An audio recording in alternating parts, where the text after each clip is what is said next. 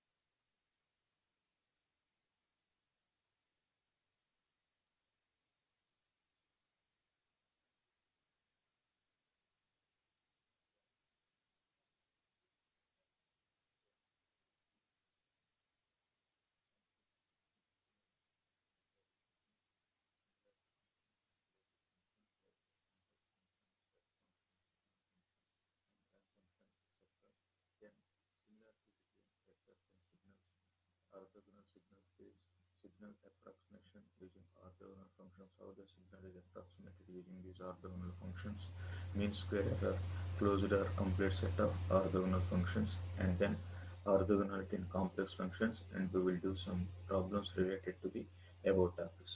And coming to the second unit, that is Fourier series and Fourier transform. You are already aware of this unit of Fourier series and Fourier transform in your first year course. It includes the Fourier series representation of continuous time periodic signals, properties of Fourier series, Dirichlet's conditions, trigonometric Fourier series and exponential Fourier series, relation between trigonometric and exponential Fourier series, complex Fourier spectrum, deriving Fourier transform from Fourier series, Fourier transform of arbitrary signal, Fourier transform of standard signals, Fourier transform of periodic signals, properties of Fourier transforms involving impulse function and signal function, then introduction to Hilbert transform, and finally we'll do the problems related to the above topics. Then coming to the third unit, that is analysis of linear systems. Then here we will discuss about what is a linear system, what is a linear time invariant system, what is a linear time invariant system, etc. This includes the introduction, linear system, impulse response, response of a linear system, linear time invariant system, concept of convolution in time domain and frequency domain, graphical representation of convolution, transfer function of a linear time invariant system, some related problems related to linear time in time invariant systems, then filter characteristics of linear systems, distortionless transmission through a system, signal bandwidth, system bandwidth, ideal low pass filter, ideal high pass filter, and ideal band pass filter characteristics, causality and polygonal criteria for physical realization. Then finally we'll see the relationship between the bandwidth and race time. Then coming to the fourth unit, that is correlation, which includes autocorrelation and cross-correlation of functions, properties of correlation functions, energy density spectrum, Parsells theorem, power density spectrum, relation between convolution and correlation, detection of periodic signals in the presence of noise by correlation, uh, then extraction of signal from noise by filtering. Then it also includes sampling theorem. Sampling theorem includes graphical and analytical proof for band-limited signals, impulse sampling, natural and flat top sampling, reconstruction of signal from its samples, effect of undersampling includes aliasing, introduction to bandpass sampling, and some problems related to the correlation and sampling theorem.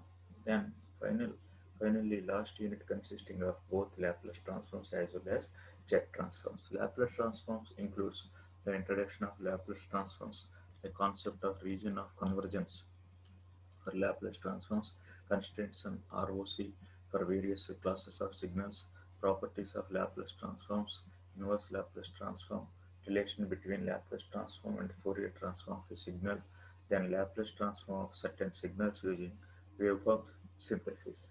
Coming to the jet transforms, it also includes the concept of jet transform of a discrete sequence region of convergence, that is ROC in jet transform, like ROC in Laplace transform, then constraints on ROC for various classes of signals, inverse jet transform, properties of jet transforms, distinction between Laplace transform and jet transform, difference between Laplace transform, Fourier transform, and jet transform. Then coming to the textbooks of signals and systems, so these three are the standard textbooks of the signals and systems. That those are signals, systems, and communications by B.P. Lucky.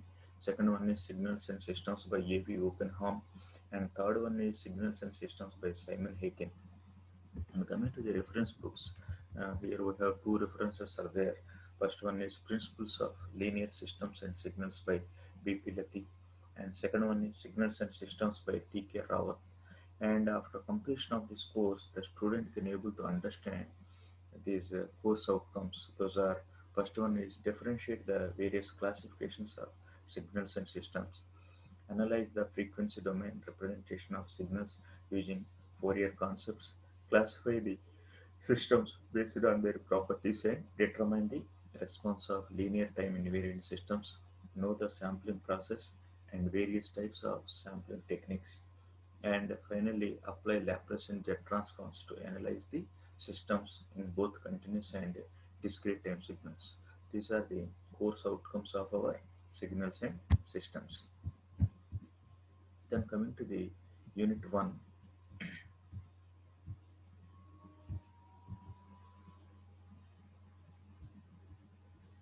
coming to the unit 1, that is introduction to signals and systems. So it includes the definition of signals and systems, classification of signals, classification of systems, how the signals are classified and how the systems are classified. Then operations of signals, what are the operations we have to done on these signals, that is time shifting, time sharing, time scaling, amplitude shifting, amplitude scaling, etc. Next, complex exponential and sinusoidal signals, singularity functions and related functions, impulse function, step function, signal function, ramp function. These are the basic functions of the signals. Then similarity or analogy between vectors and signals. Then orthogonal signal space. Then we will approximate the signal using orthogonal functions. Then mean square error, closed or complete set of orthogonal functions. Then orthogonality in complex functions. Then finally we will see some problems related to the Above topics. See how the signal is defined. A signal is a function. It is nothing but a function of one or more variables that conveys information about some physical phenomenon. It is a function of one or more variables that conveys some information about some physical phenomena. Suppose a function f is there. Suppose in the expression f of t1, comma t2, comma t3 up to tn, each of the t suffix k, that is t1, either t1 or t2 or t3 or tn, is called an independent variable, while the function value itself is referred to as a dependent variable. So some examples related to signals, which includes the voltage or current in an electronic circuit. See some voltage. Suppose if you take some voltage, some 5 volts, 10 volts, 15 volts, 20 volts, like that, independent value. Similarly, current value, 2 milliamps, 5 milliamps, 10 milliamps, 6 milliamps, etc. Like that. These are some independent values in electronic circuit. Similarly, the position, velocity, or acceleration of an object. So next one is the force or torque in a mechanical system, a flow rate of a liquid or gas in a chemical process, a digital image or digital video or digital audio. Then the stock market index. These are all some examples of our signals. So finally, signal, how the signal is defined. A signal is a function of one or more variables that conveys information about some physical phenomena. Next, how the signals are classified. How these signals are classified. Here, the signals are classified based on the number of independent variables. Initially, number of independent variables, that is dimensionality. Dimensionality. Number of independent variables means dimensionality. A signal with one independent variable, that is f of x or f of y, like that. A signal with one independent variable is said to be one-dimensional signal. For example, audio signal. Audio signal is one-dimensional signal. A signal with more than one independent variables is said to be multi-dimensional. More than one independent means f of x, y, z, or x, y, z, p, etc. That includes, that is example. If we take the example of a multi-dimensional signal, that is an image. Similarly, continuous are discrete independent variables. Continuous are discrete independent variables. So here a signal with continuous independent variables is said to be continuous time signal. Continuous independent variables. For example, if we take the voltage waveform, continuous independent variables. That is one. Uh, a waveform. Waveform is nothing but continuous voltage waveform. It is a it flows continuously with some voltage. It flows, suppose some 2 voltage, next 5 voltage, next 6, like that. It flows with continuous independent variable value.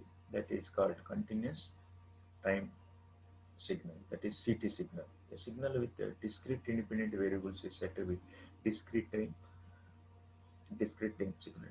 Discrete time, there is a difference between continuous time signal and discrete time signal. If you take continuous time signal, it flows continuously, whereas discrete time signal will not flow continuously. The continuous signal can be frozen for some time and it can be divided into equal intervals of time. That is called discrete time signal. Example, stock market index. It is like a discrete time signal. Then continuous are discrete dependent variable. A signal with a continuous dependent variable is said to be continuous value, so that is a voltage waveform. A signal with a discrete dependent variable is said to be discrete valued signal, that is a digital image. So a digital image consisting of a number of pixels. So these are located at various locations. So like f of x, y, z, or f of x, y, or f of x, etc. Next, a continuous valued CT signal is said to be analog signal, and discrete valued DT signal is said to be digital signal. Analog signal example is voltage waveform, and digital signal example is digital audio signal. So these are all the classifications of the signals.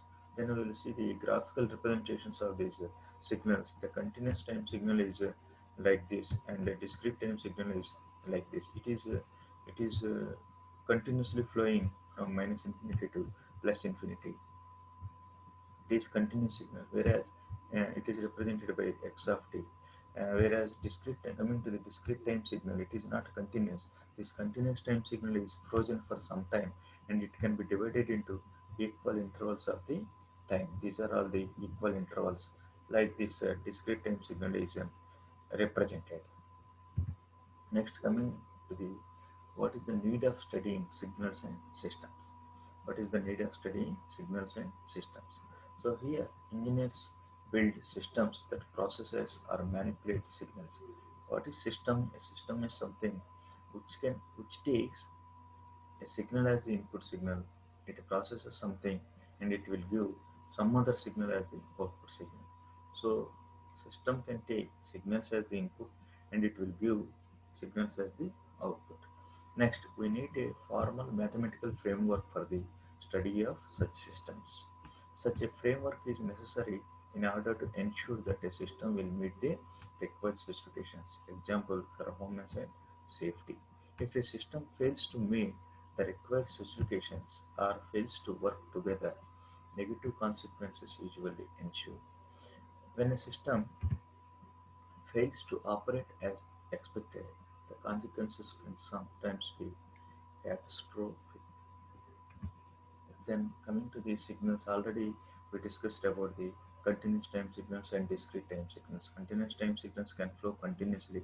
Discrete time signals are nothing but the continuous time signals can be frozen for some time, and it can be divided into equal intervals of time. Here, the continuous time signal is called a function, whereas discrete time signal is called a sequence. Continuous time signal is called a function and discrete time signal is called a sequence. Although strictly speaking, a sequence is special case of a function where the domain of the function is the integers. We will use the term function exclusively to mean a function that is not a sequence. Then nth element of a sequence x is denoted as either x of n or xn, x suffix n. Here it is represented as x of n or x suffix n. Then coming to the properties of signals. What are the properties of signals? Here, first one is even signal. How the signal is said to be even signal. As we already know about the even numbers and odd numbers, etc. Now we are going to see the even signals, odd signals. What is meant by even signal? Suppose if you take x of t is the signal. If x of t is said to be even signal, it is equivalent to x of minus t. What is x of minus t? X of minus t is nothing but it is the mirror image of the original signal x of t. See, it is defined like this. A function x of x is said to be even if it satisfies x of t is equal to x of minus t for all values of t. Similarly, a sequence x of x is said to be odd if it satisfies x of n is equal to x of n is equal to x of minus n for all values of n. It is also here x of t is nothing but it is a signal. X of n is nothing but a sequence. Sequence is nothing but it is a discrete time signal. X of t is nothing but a continuous time signal. So geometrically, the graph of an even signal is symmetric about the origin, whereas uh, if we take some examples of even signals, here the x of t is represented like this, x of n is represented like this. Suppose x of t from 0 to t, it is represented like this. Its mirror image is nothing but x of minus t. These two are equal. If these two are equal, then this function x is said to be even function. Coming to the discrete time signal, x of n is represented from 0 to n like this, and this is nothing but minus infinite to 0. It is the mirror image of the x of n. So this x of n and x of minus n both are equal. Then this x of n entire function is called even signal. So like this, even signals for say signal and sequence. Signal function and sequence is represented like this. And coming to the odd signals, how the signal is said to be odd signal if the function x of t is equal to minus of x of minus t. That is nothing but the the original signal is equivalent to the its mirror image, and it can be reverted inverse inverse one. This is nothing but inverse one. It is the inverted mirror image of the original signal. Suppose a function x is said to be odd if it satisfies x of t equal to minus of x of minus t for all values of t. Similarly, a sequence x is said to be odd if it satisfies x of n is equal to minus of x of minus n for all values of n. Geometrically, the graph of an odd signal is antisymmetric about the origin, whereas the graph of an even signal is symmetric about the origin.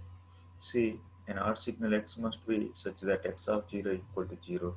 Here, these are the examples of function and sequence. Here, x of t is represented from 0 to t like this, and x of minus t is this one, but it is inverted. It is nothing but x of t is equal to the inverted mirror image of x of t. These two are equal. Similarly, x of n and x of minus n, which is inverted like this, reverted. So this is x of n from 0 to n x of n.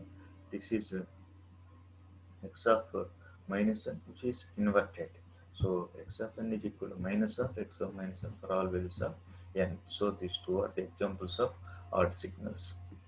Then coming to the periodic signals, how to how the periodic signal is defined. What is meant by periodic signal? Suppose a sinusoidal signal is there. Sinusoidal signal is repeated with a particular time period until infinity. Then this is called periodic signal. So mathematically it is represented as x of t is equal to x of t plus t for all values of t. So a function x is said to be periodic with a period t or t periodic if for some strictly positive real constant capital T the following condition holds, that is x of t is equal to x of t plus t for all values of t. Next, a periodic function x is said to have frequency 1 by t. F equal to, it is nothing but the reciprocal of the time period, that is 1 by t. And angular frequency which is represented by omega. Omega equal to 2 pi f. Here f is 1 by t. So omega is 2 pi by t. A sequence x is said to be periodic with period n or n periodic if for some strictly positive integer constant n the following condition holds, that is x of n equal to x of n plus capital N for all values of n. An n-periodic sequence x is said to have frequency 1 by n, then angular frequency omega is equal to 2 pi f, that is 2 pi by n.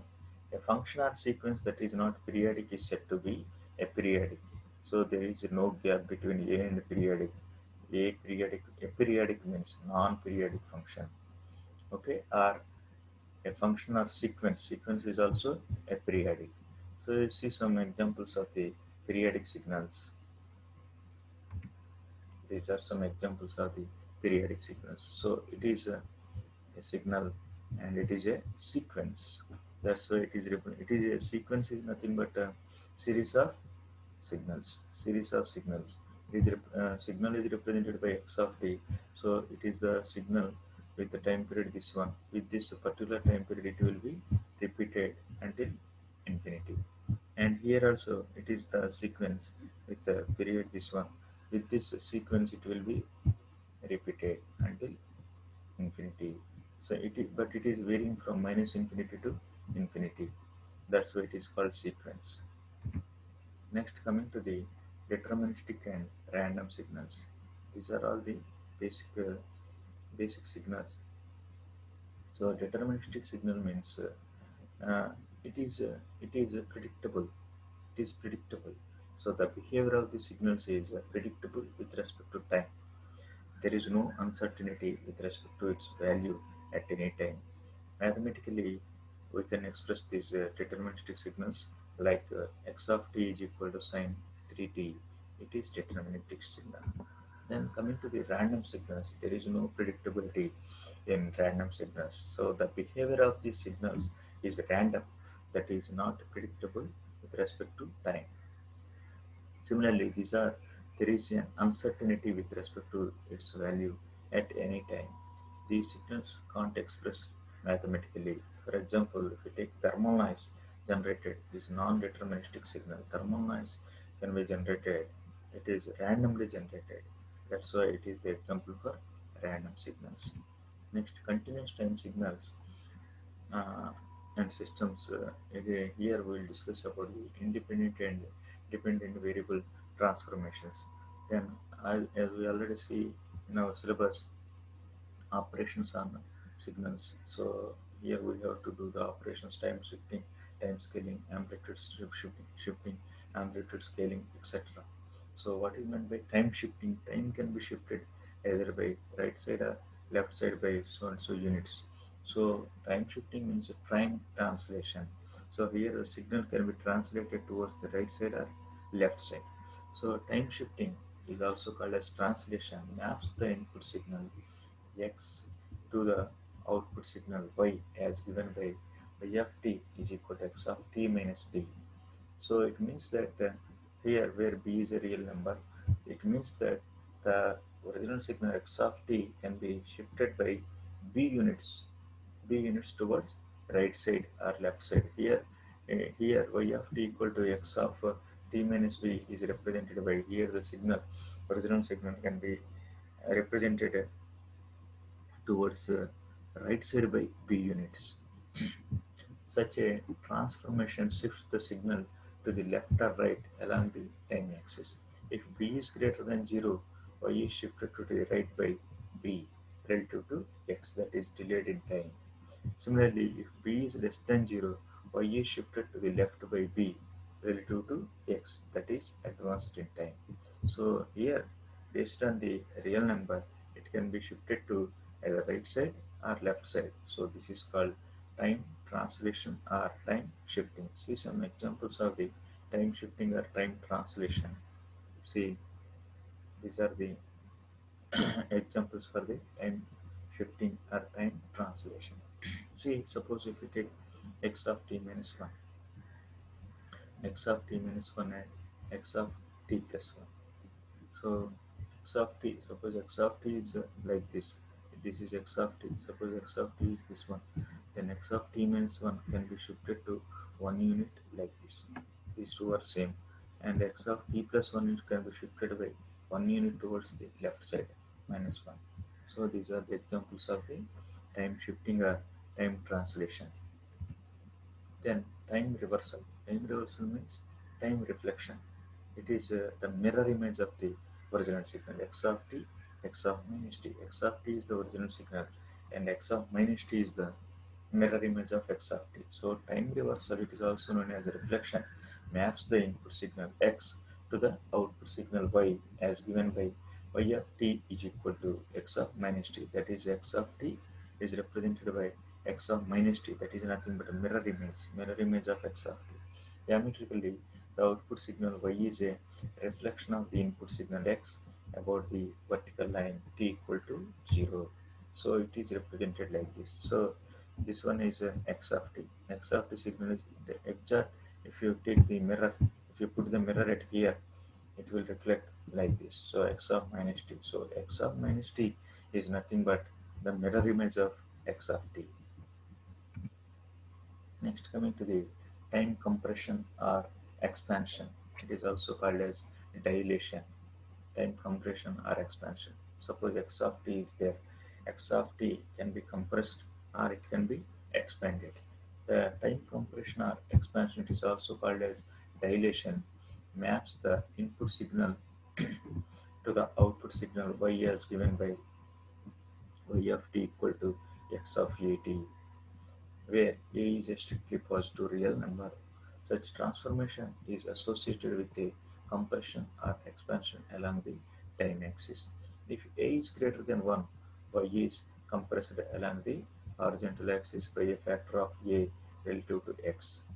Similarly, if a is less than 1, y is expanded or stretched, that is stretched, expanded means stretched, along the horizontal axis by a factor of 1 by a relative to x. If y of t is said to be y of t is equal to x of a t, then it is it is compressed signal, and y is equal to x of 1 by a, then it is expanded signal. See some examples of the compression and expansion of our signals or dilation of signals like this. See x of t. X of t is the original signal. This is the original signal. Then this is time compression. It can be compressed. It is represented by x of 2t, and x of t by 2 is time expanded. It can be expanded. Okay, these are the examples of time expansion or compression, or this is also called as dilation. Next, coming to the time scaling or time stretching. The time scaling maps the input signal x to the output signal y as given by y of t equal to x of at, where a is a non-zero real number. Such a transformation is associated with a dilation, that is, compression or expansion along the time axis, and or and or time reversal. If a is greater than 1, the signal is compressed along the time axis by a factor of mod a. If a is less than 1, the signal is expanded, that is stretched, along the time axis by a factor of mod 1 by a. If a equal to 1, the signal is neither expanded nor compressed. If a is less than 0, the signal is also time reversal. Dilation means time expansion or compression, and time reversal commute. The time reversal is a special case of time scaling with a equal to -1, and time compression or expansion is a special case of time scaling with a is greater than 0. So time reversal is a special case of time scaling, and time compression or time expansion, that is dilation, is a special case of time scaling with a is greater than 0, and earlier one is a equal to -1. See, these are some examples of time compression, time scaling, time dilation, etc. This is the original signal x of t. X of t. This is the original signal x of t. X of minus t is like this. So this is the mirror image of the original signal x of t, and this is x of 2t is time compression, compressed signal, and this is stretched. X of t by 2 is time expanded signal. Next, combined time scaling and time shifting.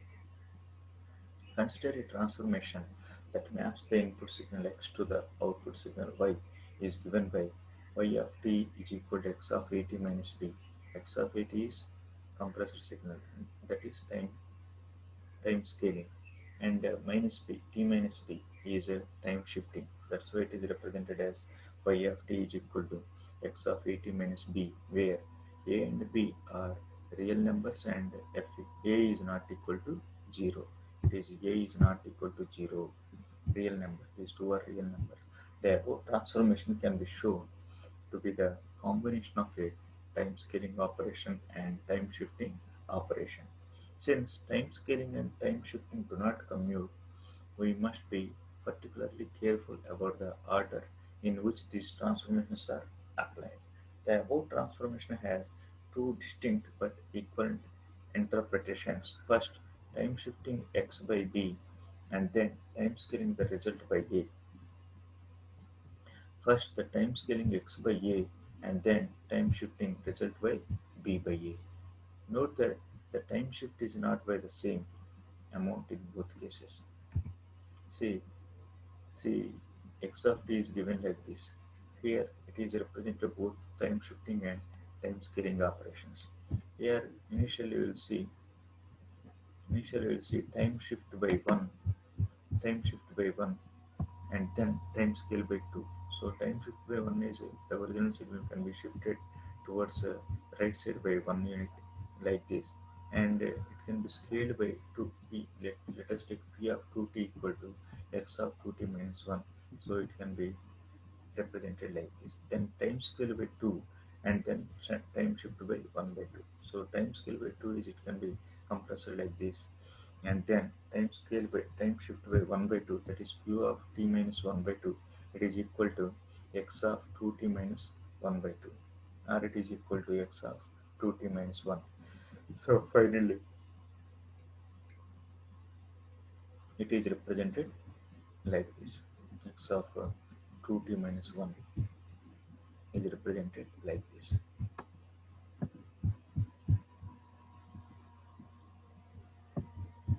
And coming to the amplitude shifting. So earlier, so far we discussed about the time shifting, time scaling, time time reflection, and combination of time shifting and time scaling, etc. Okay, next, coming to the amplitude shifting and amplitude scaling. The next class we will discuss about the remaining topics. Thank you.